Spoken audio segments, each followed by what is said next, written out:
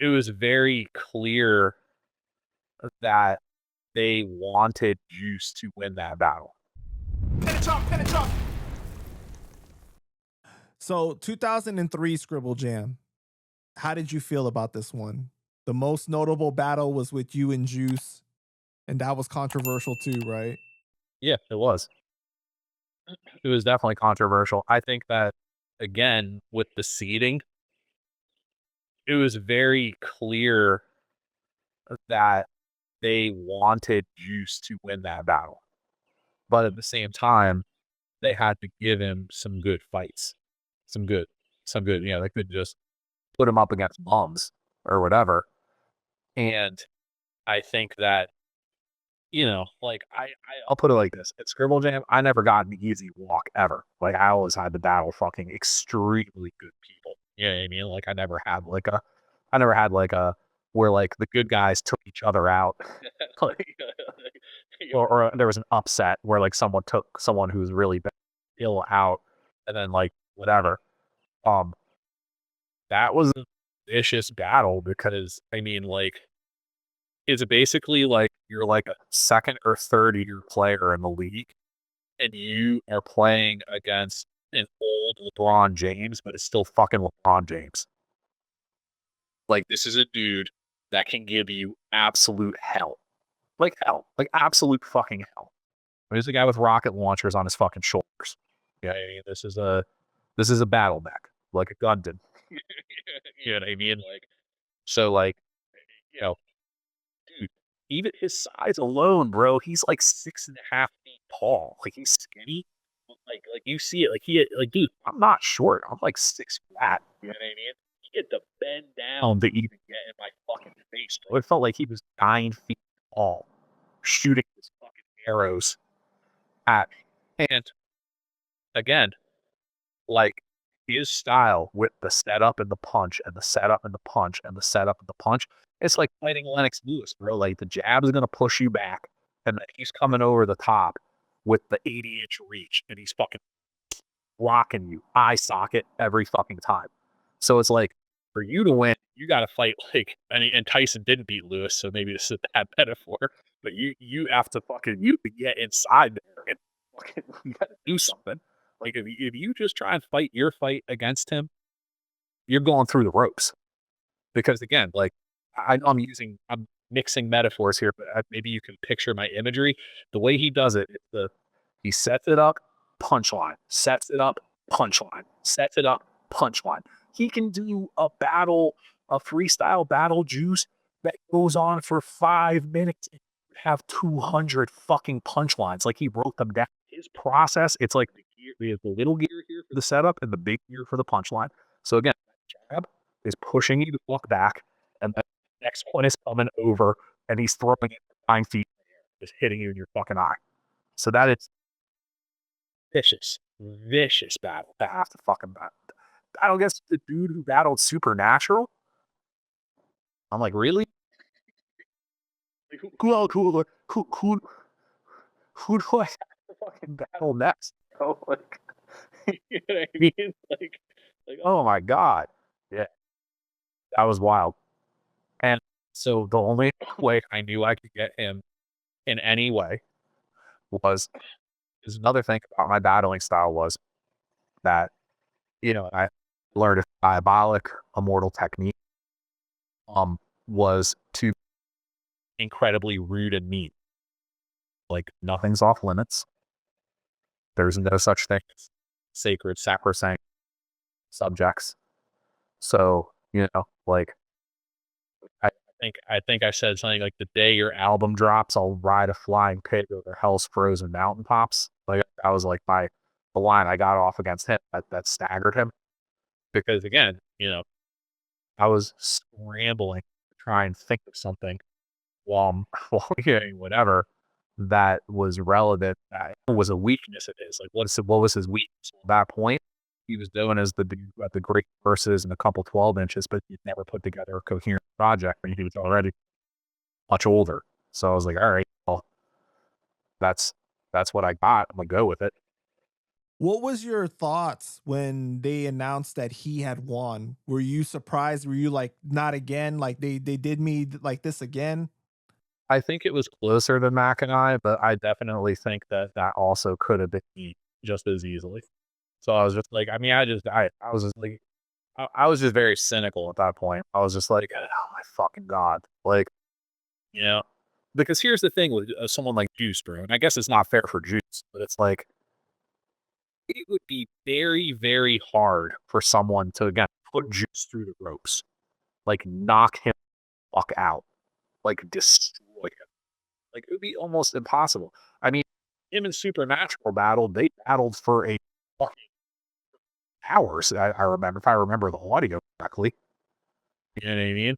Like, so it's like, and again, you're talking about Supernatural, like the Supernatural.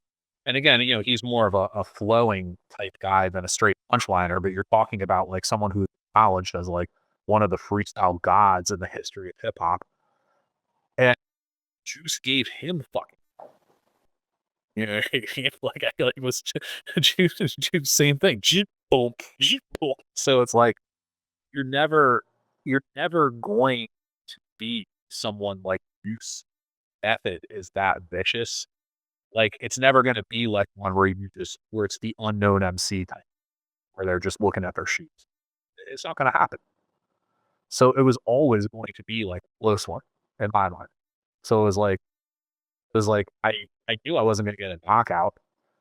I feel like I could have gotten it on points. Was everyone surprised when Juice didn't end up winning the whole thing and Rhymefest won? Um,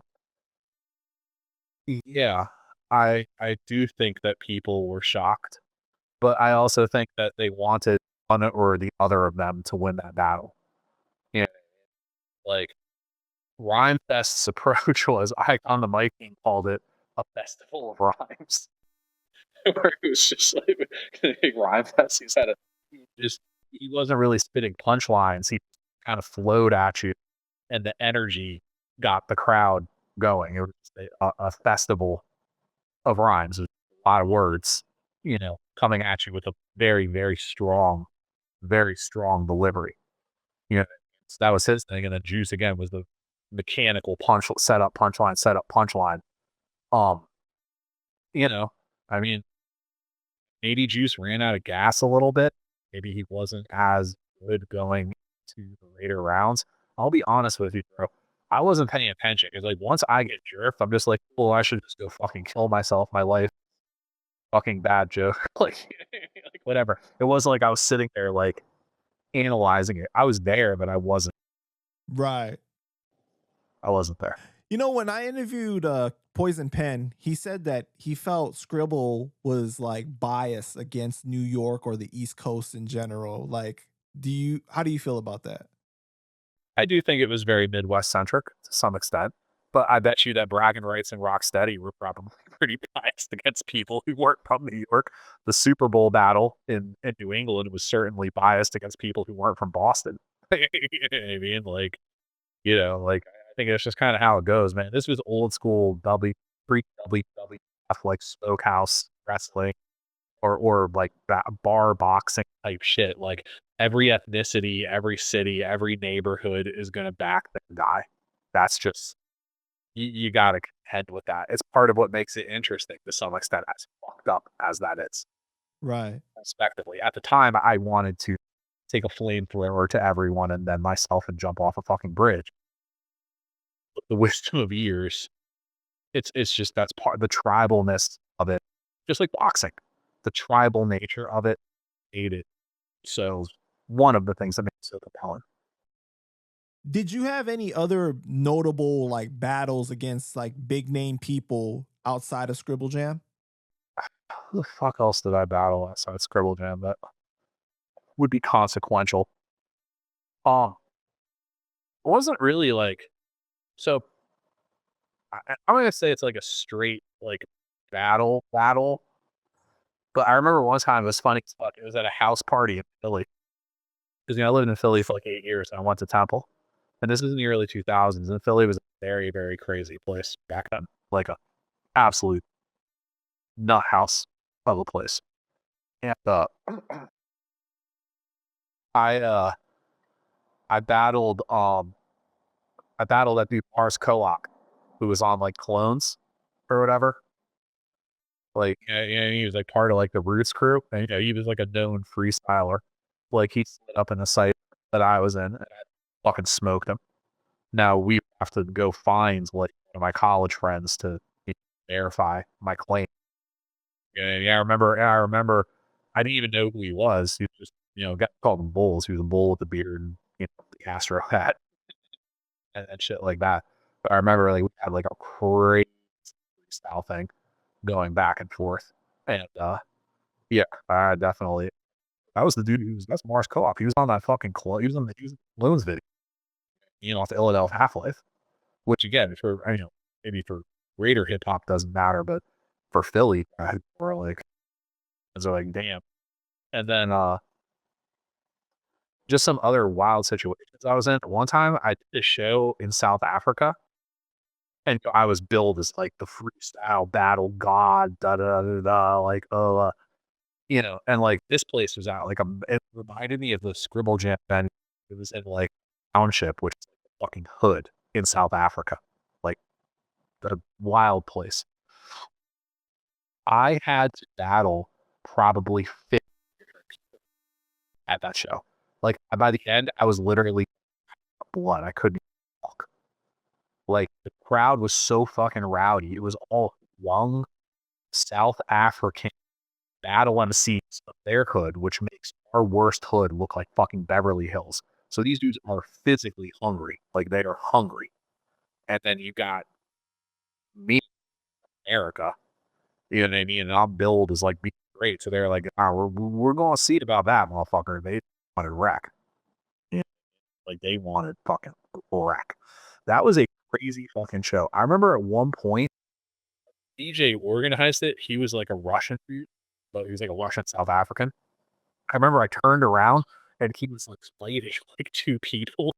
Remember? Like he was just kept uppercutting the guy in the stomach. And it was just in the background. Like I'm battling like six fucking young dudes like at once, like screaming stuff, like just going completely bananas with each other. And then like I look over and this dude's just I'm like, it's the promoter. I'm like, bro, I'm like, yo, what kind of I'm like, this is a fucking I remember thinking in my mind of it, this is a wild show. This is a pretty crazy show. Wow, that's crazy, man. Like, what was your reaction after it was over? I mean, I slept at the promoter's house, so like I went back with it. I was like, so like, is that how it always is? Like, is this like a normal show? Like, gotta beat, you got to beat a couple people's asses, establish like that you're not gonna be fucked with. I was like, I don't think I got to do a single song. I was like, I just had to battle people. The whole thing's like, yeah, I mean, you'll have that. Oh, that's cool. I Wow. remember he took me. I remember uh, his role was, I think, and they took me to like traditional like village like tourist type thing, like where you could like see how they lived, and they do like that stick fighting with the two sticks. Like they said, Mandela was really good at it. Like it was like something practiced. Like it's like a South African martial art, like the stick fighting. And they took me to this like a thing where you're sitting in a crowd, like it's like when a comedian does crowd work and like the spotlight goes on you. So I'm sitting there and I'm like, I'm the only white guy here. I'm in fucking street fair. I'm one of a few white people. I'm in street fair. Of course, the spotlight hits me, and they're like, "You get up. You're gonna stick fight this guy." It's like the guy comes out traditional tribal shit, barely wear cloth type situation. He has two sticks. They toss me two sticks. And of course, he's been doing the shit since he was 3 years old. So he's just like whacking fucking shit out. He's like beating the shit out of me with these sticks and trying to this fucking crowd. I liked it. It was a cool trip. I really being there. To be honest, I'm not even being facetious. I loved it there. But yeah, now it's Wow. it's a wild place, bro. Wild place, wild places.